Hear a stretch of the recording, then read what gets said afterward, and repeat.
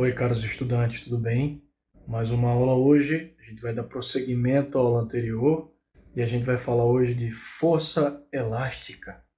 Vocês já notaram que existem molas que são mais rígidas que outras? Já notaram que se você estica demais uma mola, ela pode ficar esticada de vez e não volta mais para a posição inicial? E um elástico, uma borracha, já notaram a elasticidade desse material? Pois é, tudo isso vai ser abordado na aula de hoje. Vamos embora. Então, quando a gente fala em força elástica, o próprio nome já sugere, é uma força que atua em sistemas elásticos. O que são sistemas elásticos? São sistemas que, quando são deformados, conseguem voltar à sua forma original. Esse, inclusive, é o conceito que a gente usa para a palavra elasticidade, né? O que é um elástico? É uma coisa que você estica, quando você solta, ele volta.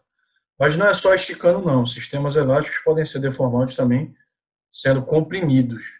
E o melhor exemplo que a gente tem para simbolizar um sistema elástico é o que a gente chama de mola ideal.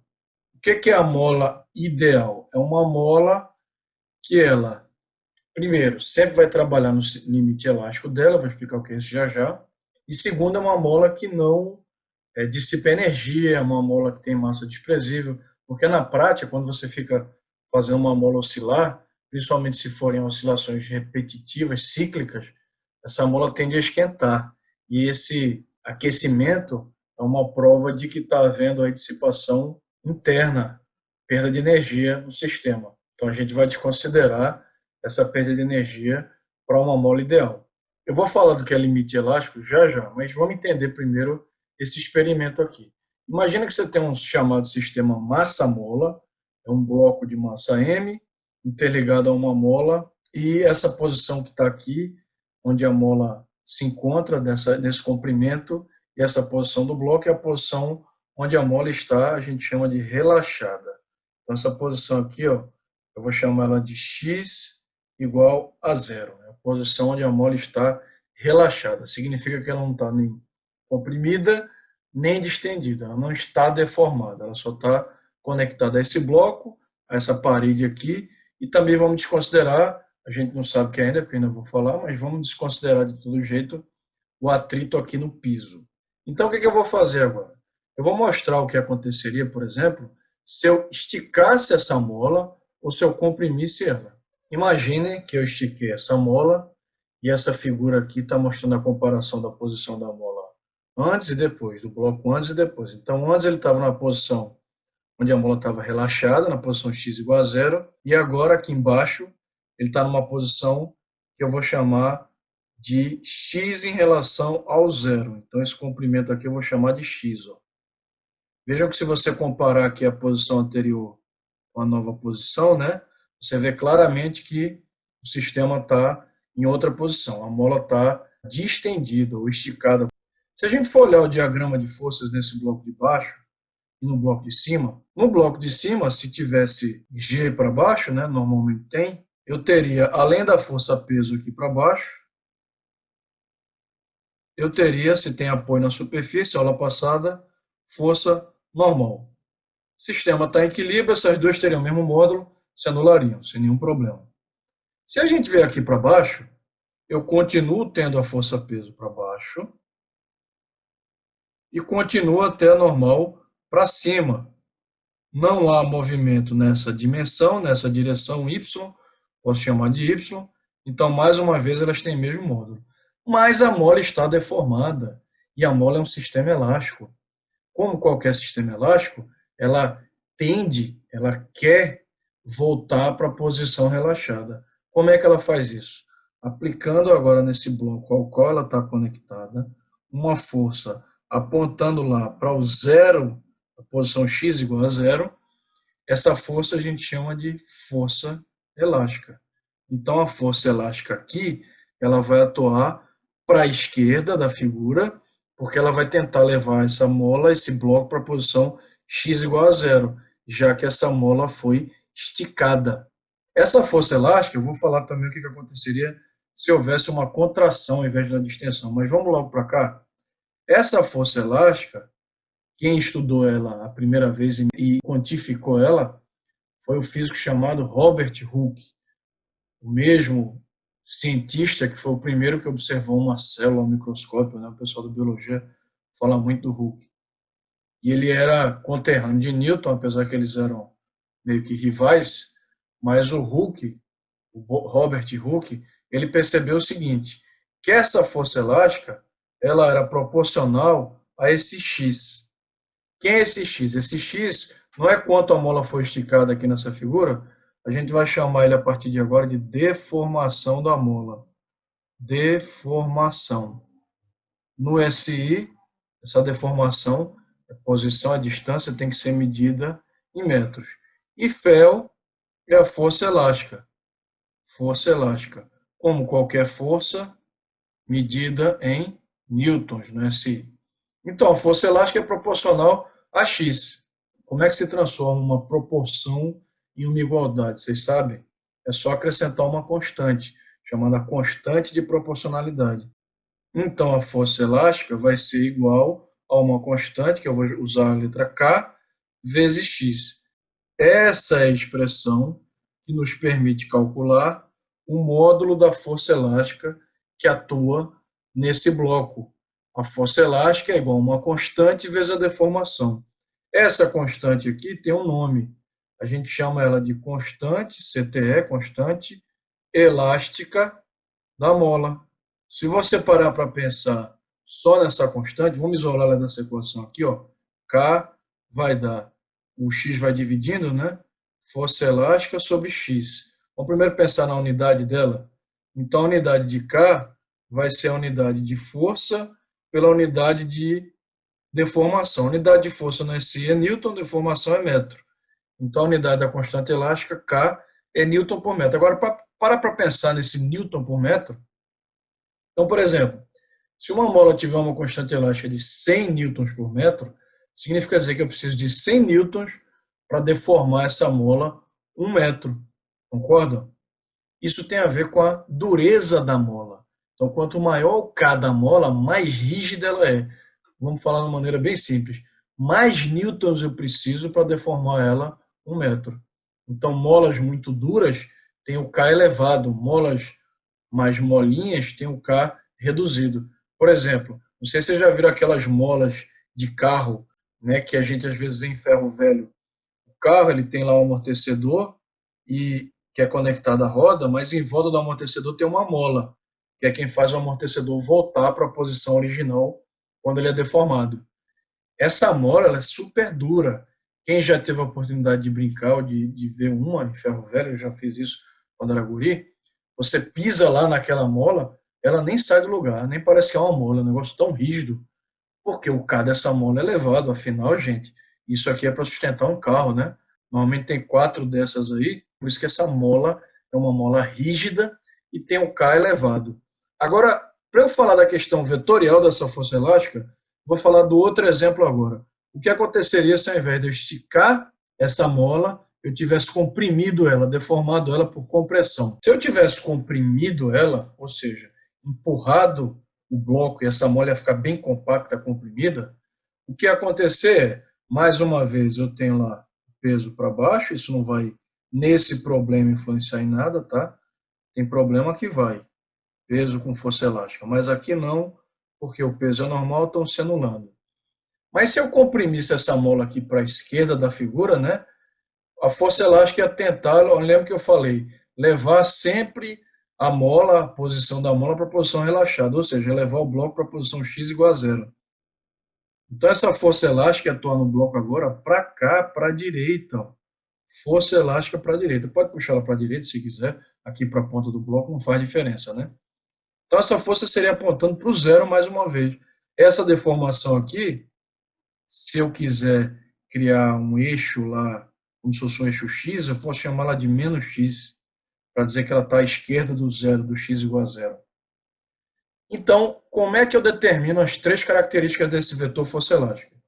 Primeiro, o módulo é dado por força elástica igual a kx. A direção é sempre a direção da linha do eixo da mola. Se a mola está horizontal, a força elástica também é horizontal. E o sentido? Bom, para a gente poder falar isso, a gente vai escrever a forma vetorial dessa expressão. A forma vetorial diz o seguinte, ó, que a força elástica é igual a menos Kx. X é um vetor, que é um vetor posição, deformação, e força elástica também é um vetor. Mais uma vez, que operação vetorial é essa? Produto de um vetor por um escalar. Mas veja que agora tem um menos. Por que esse menos aparece aqui?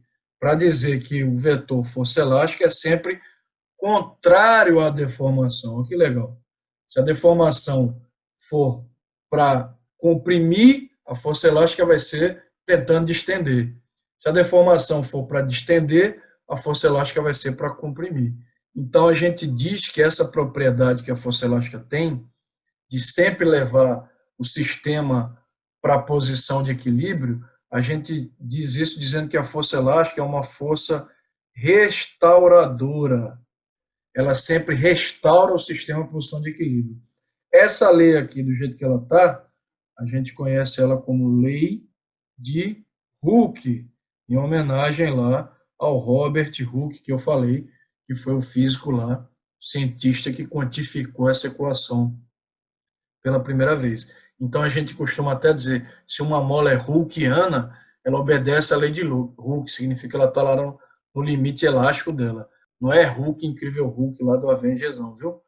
Por favor, pessoal, é Hulk de Robert Hooke. Então vejam, essa lei de Hooke, ela tem uma validade, porque eu falei no comecinho da aula, o que a gente chama de limite elástico da mola ou do sistema. Não precisa ser uma mola, pode ser um elástico, pode ser um cabo que tem elasticidade.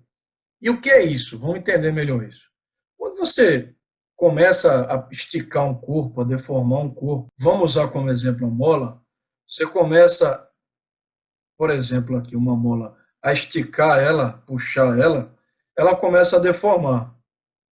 À medida que ela vai deformando, aparece uma força contrária, né, tentando levar ela para a posição relaxada, que é a força elástica. Se você faz um gráfico de força elástica versus deformação, então, ó, se você faz um gráfico força elástica, FEL, versus deformação X, essa função aqui, se olha para a parte vetorial, só olha para a parte de módulo, não é uma função de primeiro grau, não é uma função afim, y é igual a ax, por exemplo, vocês já estudaram isso lá em funções, em matemática. O coeficiente angular é o a, que aqui é o k. Então, essa curva aqui, ela é típica de uma função afim, espera-se que essa curva seja uma reta inclinada. Aí, nesse gráfico aqui, se você tira aqui a inclinação θ, e você tira a tangente de θ, você pode dizer que essa tangente de θ é numericamente igual ao coeficiente angular, que é a constante elástica da mola, é o K. No ensino superior, a gente diz que é a derivada. Basta tirar aqui um cateto oposto pelo adjacente e você tira a tangente. Significa dizer que quanto maior o K da mola, mais inclinada vai ser essa curva, mais vertical vai ser ela. Pois é, mas se você continuar esticando essa mola, isso não vai ser assim para sempre, na prática. Uma mola ideal vai, mas na prática não vai. Não só uma mola, um cabo de aço, qualquer material. O que acontece é, enquanto o sistema está no seu chamado limite elástico, ou seja, enquanto você estica ele ou comprime ele, pode ser compressão, e ele volta para a posição relaxada, essa curva é assim. Mas se você continua esticando o material, o que vai acontecer é, vai ter uma hora, eu vou apagar aqui só para puxar mais para a direita, em que esse material vai chamar da região, vai sair da chamada região elástica. Significa dizer que a partir de agora ele não vai mais obedecer à lei de Hooke. Cada material varia de forma diferente saindo dessa região elástica. Por exemplo, existem plásticos, polímeros, que quando ele sai dessa região elástica, ele passa por o que a gente chama de região de escoamento, essa força cai, aí de repente volta a subir aqui e tem uma hora que o material rompe, parte. Quando ele parte, né, significa dizer que essa curva não evolui mais.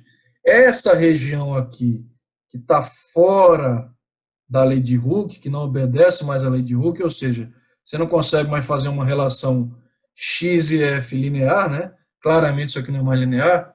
Essa região, a partir daqui para frente, que não tem mais validade a lei de Hooke, a gente chama de região plástica. O material está tendo uma resposta plástica e não mais elástica.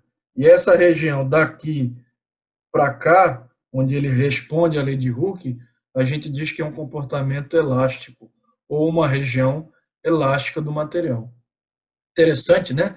Tem material que é tão rígido que mal entra nessa região plástica. Quando passa aqui dessa região linear, ele puff, já estoura. E existem testes que são feitos na indústria, na ciência, em laboratórios, para determinar as propriedades do material, a gente chama de propriedades mecânicas, e um deles é esse ensaio aqui para esticar o material, comprimir ou flexionar, existem diferentes tipos de ensaio, até ele romper. E aí, baseado na curva que é construída até ele romper, você consegue determinar características mecânicas importantes do material. Uma delas chama-se máquina de tração, ensaio de tração. A máquina tem 2 grampos, ela pega o material aqui, o corpo de prova que a gente chama, começa a esticar, esticar, esticar, até o bicho, puf, estourar. E aí o próprio equipamento traça essa curva. Normalmente essa curva não é força por deslocamento, é tensão por deformação. Para você transformar isso aqui em tensão, basta você dividir pela área da secção transversal. Eu não vou falar isso para não complicar a cabeça de ninguém. Mas isso foi só para vocês verem essa questão de propriedade. Claro que no ensino médio a gente sempre vai trabalhar no limite Hookeano, onde a lei de Hooke é válida, o limite elástico do material. Vamos falar agora de associação de molas. Existem 2 tipos de associação de molas. Uma é em série e outra em paralelo. Vamos começar com a associação em série. Então imagina que eu tenho um teto aqui de um ambiente e nesse teto eu vou associar 2 molas em série. Como é que a gente associa em série? Deixando elas ligadas assim. Ó. Então você tem uma mola aqui com uma constante elástica K1 e outra mola com uma constante elástica K2. O desafio é, tem como eu fazer uma equivalência dessas 2 molas em série? Ou seja, tem como eu dizer que essas 2 molas em série equivalem a uma mola só, que tem um K equivalente àqueles 2 Ks, ou seja, uma mola sozinha, que ela vai ter o mesmo efeito dessas 2 em série? Tem. E esse K equivalente que a gente tem que saber fazer é como calcular esse K equivalente quando as molas estão em série. Qual é a ideia? A ideia é que, se a gente trabalhar em módulo, né, força elástica é igual a K vezes X. Isso vale porque eu estou trabalhando no limite Hookeano dessa mola, na lei de Hooke. Mas percebam que tem uma coisa interessante aqui. Primeiro, isso aqui é um sistema só interligado. E se a gente esquecer momentaneamente essa questão da deformação, pensar nisso como um cabo, a gente volta à aula anterior, onde eu falei de força de tração. Lembra qual é uma característica importante da força de tração? Que a força de tração se distribui integralmente por toda a extensão do fio ideal. Então, significa dizer que, se eu faço uma força de 100 newtons aqui, essa força de 100 newtons tem que se distribuir por todos os pontos desse sistema.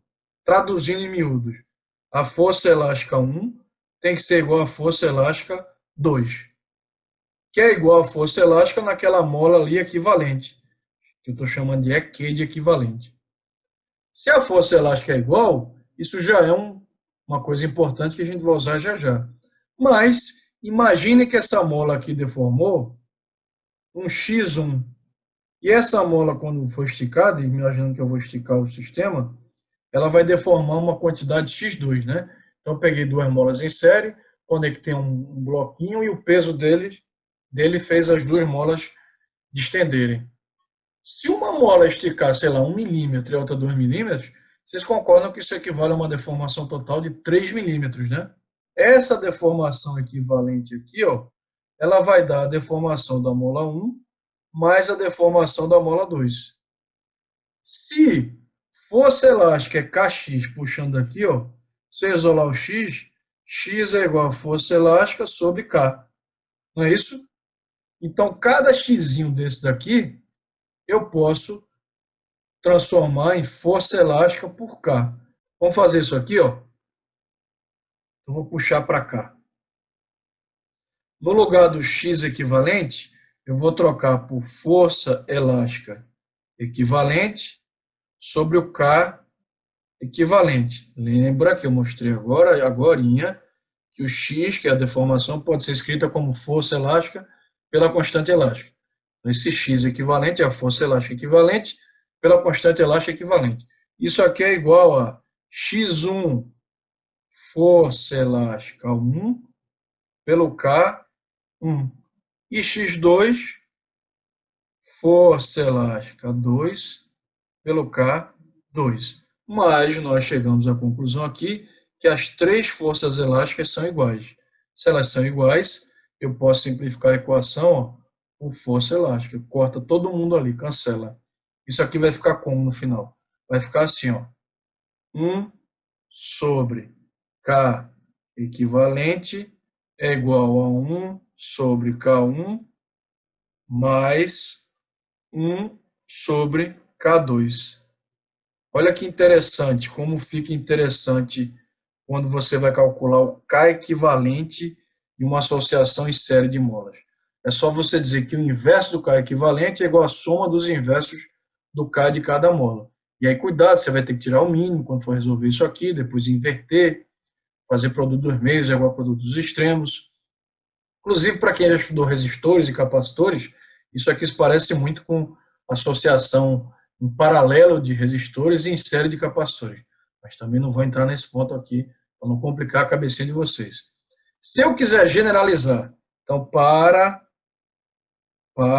N molas em série, aqui eu usei duas, né? Mas se eu tiver 3, 4, 5, aí eu vou generalizar essa equação dizendo o seguinte, que o 1 sobre o K equivalente em uma associação em série é igual a 1 sobre K1 mais 1 sobre K2 mais, reticências eu não tenho N termos, 1 sobre K o que agora? N. Isso é uma soma infinita, né? Infinitos termos aqui. Posso usar, inclusive, sem nenhum problema, o símbolo de somatório para ficar mais bonito. Ah, vou me amostrar, vou usar o símbolo de somatório. É a mesma coisa, tá, gente? Eu só vou usar um símbolo diferente aqui. Então, 1 sobre K equivalente, para quem já viu o símbolo de somatório, é a letra grega sigma maiúscula, né? Então, eu boto aqui o sigma, que eu estou dizendo que eu estou somando todo mundo, 1 sobre K, N. Aí eu tenho que dizer que o N varia de 1 até infinito. Isso aqui embaixo significa a mesma coisa que aquilo ali em cima. Claro que ali em cima a representação é mais fácil de entender. Aqui eu estou usando o símbolo de somatório. Então é assim que se calcula o K equivalente de molas em série. Vamos agora para molas em paralelo? Para a gente associar molas em paralelo, é o seguinte, você imagina lá o apoio, lá o telhado, e agora a gente vai colocar duas molas, ó, uma do lado da outra. Imagina que você vai sustentar um bloco assim, um balanço, uma viga, sei lá o quê. E aí agora, ó, o que eu tenho agora, ó, é que eu tenho aqui K1, K de uma mola, e o K da outra mola. Mais uma vez o desafio é transformar essas duas molas numa mola só que tem o mesmo efeito físico, tem um K que seja equivalente a essas duas molas. Bom, a gente tem uma limitação aqui para resolver esse sistema. Limitação é, essas molas têm que descer na horizontal. Quando elas forem esticadas, por exemplo, porque eu vou pendurar uma viga, elas têm que continuar na horizontal. Por quê? Porque senão a viga vai ter uma deflexão, aí vai entrar torque na história, o negócio vai complicar. Então, essa limitação qual é? A limitação é que o X delas tem que ser igual. A deformação que elas têm que sofrer tem que ser a mesma. E isso tem sentido, porque se uma deformar 2 milímetros e outra 1, o negócio vai ficar assim, ó, troncho, torto. Mas se elas deformarem igual, elas sempre vão estar assim, né? Ou com pressão ou distensão.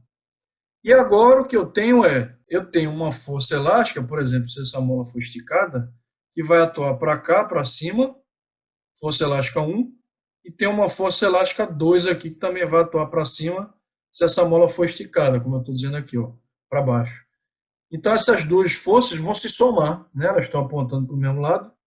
Então, eu posso dizer aqui embaixo ó, que a força elástica equivalente, força elástica equivalente vai ser a soma da força elástica 1 mais a força elástica 2. Só que força elástica é Kx. Então, K equivalente vezes o X equivalente vai dar o força elástica 1, Kx1, mais o força elástica 2, K2x2. Eu disse agora que os X eram iguais. Morreu o X, resultado final, uma associação em paralelo, o K equivalente vai ser simplesmente K1 mais K2. Mais fácil, né? Quando a associação é em paralelo, o K equivalente é a soma dos Ks da mola. A constante elástica é a soma das constantes elásticas de cada mola. Então, se eu quiser generalizar, mais uma vez, para N molas em paralelo, eu vou dizer que o K equivalente vai ser K1 mais K2, mais o que, gente? K o que agora? KN, K enésimo. Professor Pietro, eu posso usar o símbolo de somatório? Claro que pode, né? Significa a mesma coisa. Então, K equivalente vai dar o somatório, sigma lá maiúsculo, de KN. N variando de quanto? De 1 até infinito. Significa a mesma coisa. Ok, pessoal? Então, recapitulando, associação de molas tem em série e em paralelo, né? Em série a gente diz que o inverso do K equivalente é a soma dos inversos do K, e em paralelo o K equivalente é a soma dos Ks. Força elástica é regida pela lei de Hooke, F é igual a Kx, deixa eu subir aqui, vetorialmente F é igual a menos Kx, para dizer que a deformação, a força elástica é sempre contrária à deformação, por isso que ela é uma força restauradora, e se ela estiver no limite elástico obedecendo a lei de Hooke, a resposta dela vai ser linear. Passando a lei de Hooke, a resposta vai variar de material para material. Ok? Mais uma vez, valeu e até a próxima aula. Fui!